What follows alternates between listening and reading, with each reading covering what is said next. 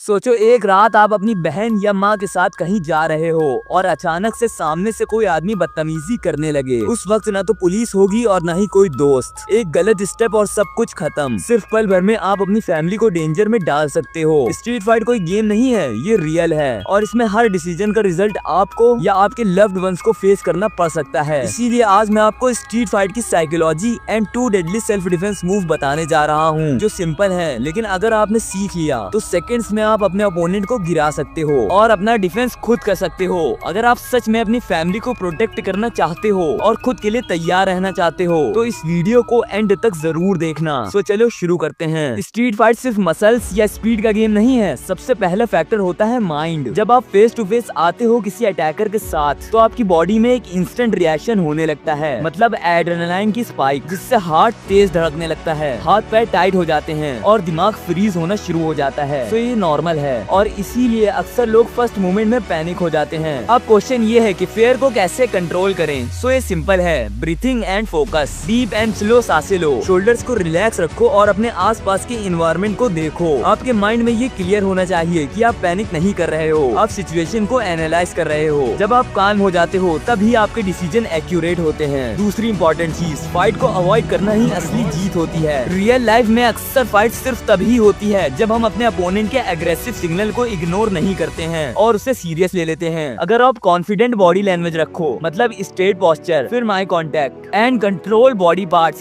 तो अटैकर पहले ही हेजिटेट कर जाता है। कॉन्फिडेंस और प्रेजेंस से ही फाइट स्टार्ट होने के चांसेस कम हो जाते हैं। और फिर आते हैं स्ट्रेटेजिक थिंकिंग पे। अगर फाइट अनअवॉइडेबल हो तो पहला काम है डिस्टेंस मेंटेन करना। अपने आप को क्लोज क्वार्टर्स में ट्रैप मत करो, हर मूव सोच समझ के करो, इम्पल्सिव रिएक्शन अवॉइड करो। एड्रेनालाइन के पीक पे लोग इम्पल्सिव स्ट्राइक करते हैं और ये गलती आपको महंगी पड़ सकती है। अब बढ़ते हैं अपोनेंट साइकोलॉजी पर। हर अटैकर अपने एग्रेशन को ओवर एस्टिमेट करता है और वो आपके हेजिटेशन को टेस्ट करता है। अगर आप काल्मली उसके अटैक को रीड करते हो और सुइटेबल सिग्नल डिटेक्ट करते हो, जैसे body movement, hand positioning and foot placement, तो आप फाइट में डोमिनेट कर सकते हो बिना अननेसेसरी लड़ाई के। मैं आपको एक रियल लाइफ एग्जांपल देता हूँ। सोचो आप रात में अपने घर जा रहे हो और एक अटैकर ने आपको रोक दिया। सबसे पहले आपको पैनिक नहीं करना है। आपके माइंड में ये क्लियर होना चाहिए कि आप कंट्रोल में हो और सिचुएशन को हैंडल कर सकते हो। अगर आप कॉन्फिडेंस, पोस्चर, आई कांटेक्ट और एग्रेसिव वॉइस का यूज करोगे तो अक्सर अटैकर ही पीछे हट जाएगा। और अगर फिर भी वो आपके ऊपर अटैक करता है तो आपको अपने डिस्टेंस और टाइमिंग पे फोकस करना है, जिससे आप अपने मिनिमल मूव्स में सिचुएशन को न्यूट्रलाइज कर सको और उसे हरा सको। और ये जो हम डिस्कस कर रहे हैं ये सिर्फ मेरी बनाई हुई कोई थ्योरी नहीं है। साइंस के हिसाब से भी ह्यूमन बॉडी का फाइट और फाइट रिस्पॉन्स फर्स्ट 2-3 सेकंड्स में पीक पे होता है। अगर आप मैनुअली प्रिपेयर्ड हो और अपने फेयर को कंट्रोल कर सकते हो, साथ ही सिचुएशन अवेयरनेस मेंटेन करते हो, तो आप लिटरली सेकंड्स में अपनी सेफ्टी डिसीजन ले सकते हो और रियल लाइफ में जीत सकते हो। सो अब यहाँ से मेरी बात बहुत ध्यान से सुनना। स्ट्रीट फाइट का असली फॉर्मूला, नंबर फर्स्ट, माइंड काम रखो, फेयर को कंट्रोल करो। नंबर सेकंड, फाइट अवॉइड करना ही असली जीत है, कॉन्फिडेंस से प्रेजेंस दिखाई देगी। नंबर थर्ड, डिस्टेंस और पोजीशनिंग पे फोकस करो। नंबर फोर्थ, अपोनेंट के सिग्नल्स को रीड करो, इम्पल्सिव मूव्स को अवॉइड करो। नंबर 5, अगर अनअवॉइडेबल हो तो टाइमिंग और डेडली स्ट्राइक्स पे कंसंट्रेट करो। और ये बात याद रखो कि असली जीत वो है जो आप फाइट में एंटर किए बिना अचीव कर लो। अगर आप अपने माइंड को स्ट्रॉन्ग बनाते हो, फेयर को कंट्रोल करते हो और हर सिचुएशन को काल्मली एनालाइज करते हो, तभी आप रियल लाइफ में सेफ और पावरफुल फील करोगे। सो अब बात करते हैं उन डेडली सेल्फ डिफेंस मूव्स की जिससे आप अपने ओपोनेंट को सेकंड्स में गिरा सकते हो। बट उसे स्टार्ट करने से पहले मेरी आप लोगों से एक छोटी सी रिक्वेस्ट है। अगर आप लोग इस चैनल पे नए हो तो इसे सब्सक्राइब जरूर कर लेना और अगर आपको ये वीडियो थोड़ी सी भी इंफॉर्मेटिव या अच्छी लग रही हो तो इसे लाइक भी कर देना एंड हाइप भी कर देना, ताकि ये वीडियो उन सभी लोगों के पास पहुंच सके जिनके लिए सेल्फ डिफेंस बहुत ज्यादा जरूरी है। एंड अगर आप स्टूडेंट हो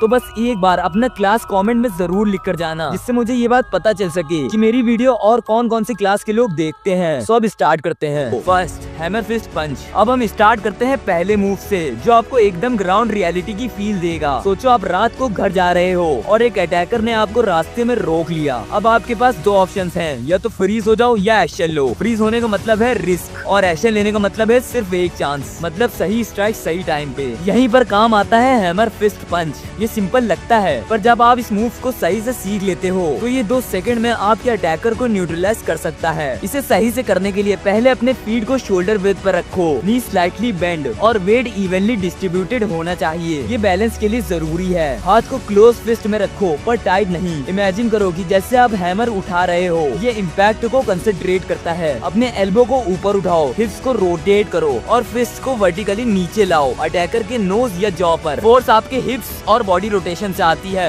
सिर्फ आर्म से नहीं। इम्पैक्ट के बाद तुरंत अपना डिस्टेंस मेंटेन रखो और रेडी रहो अगले मूव के लिए। ये स्ट्राइक अटैकर को एक इमीडिएट शॉक देती है। प्रैक्टिस स्लो स्पीड पे और मिरर के सामने करो, फिर धीमे धीमे स्पीड बढ़ाते जाना। स्ट्रीट फाइट सिर्फ स्ट्रेंथ का गेम नहीं है, ये डिसीजन मेकिंग और टाइमिंग का गेम है। एक रॉन्ग हेजिटेशन और आपकी फैमिली डेंजर में पड़ सकती है, इसीलिए ध्यान से। हैमर फिस्ट का पावर आपकी पूरी बॉडी रोटेशन से आता है। आपके सिर्फ हाथ से मारोगे तो अटैकर को ज्यादा इम्पैक्ट नहीं मिलेगा। ये मूव आपको कॉन्फिडेंस भी देता है। आपको पता है कि एक स्ट्राइक में अटैकर ऑफ बैलेंस हो सकता है, इसीलिए आपके अंदर कॉन्फिडेंस बना रहता है। Second, elbow strike. सो अब हम चलते हैं दूसरे मूव पे, जो क्लोज रेंज में आपको लाइफ सेविंग एडवांटेज दे सकता है। एल्बो स्ट्राइक सिंपल लगता है, पर जब आप अटैकर के बिल्कुल पास होते हो और आपके पास स्पेस नहीं होता, तब ये एक डेडली वेपन बन सकता है। ये मूव आपको सिर्फ एक इम्पैक्ट नहीं देता, बल्कि एक एस्केप का मौका भी देता है। इसे सही से करने के लिए अपने फीट शोल्डर ब्रेथ पर रखो, knee slightly bend, upper body slightly forward lean होनी चाहिए और एक्सक्लूसिव मोशंस के लिए रेडी रहो। एंड एल्बो फॉर्मेशन के लिए आर्म को टाइट रखो, एल्बो को बेंड करके पंच रेडी पोजीशन में रखो।